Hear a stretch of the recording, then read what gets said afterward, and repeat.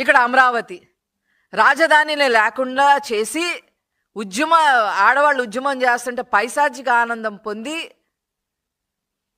3 రాజధానుల పేరుతో 3 చెక్కలు చేసి ఈ ప్రాంతంలో ఇంతకుముందు నారా చంద్రబాబు నాయుడు గారు 2014-19లో ముఖ్యమంత్రిగా ఉన్నప్పుడు సింగపూర్ గవర్నమెంట్ వాళ్ళు వచ్చి ఒక 1500 ఎకరాలు స్టార్టప్ కోసం 1500 ఎకరాలు కేటాయించి వాళ్ళని ఆహ్వానిస్తే వైసీపీ గవర్నమెంట్ వచ్చిన తర్వాత, ఈ జగన్మోహన్ రెడ్డి వచ్చిన తర్వాత వాళ్ళని సింగపూర్ వెళ్ళి వాళ్ళని బెదిరించి, పోలీసులను పంపించి వాళ్ళని బెదిరించి మీ సంగతి తెలుస్తామని చెప్పి వాళ్ళకై వాళ్ళు వెనక్కి వెళ్ళిపోయేలాగా చేసిన హీన చరిత్ర ఈ జగన్మోహన్ రెడ్డిది.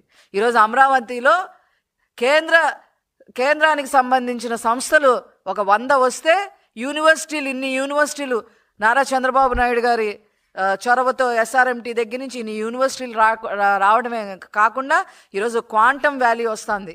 IIM వాళ్ళు, LNT వాళ్ళు, వీళ్ళందరూ కూడా పూనుకొని ఒక క్వాంటమ్ సూపర్ కంప్యూటర్ సిస్టమ్ అది. ఆ క్వాంటమ్ వ్యాలీని ఇక్కడికి తీసుకురావడమే కాకుండా ఈ CII సమిట్లో దాదాపు 43,000 కోట్ల పైన పెట్టుబడి అమరావతిలోగా పెడతానికి ముందుకు రావడం జరుగుతూ ఉంది.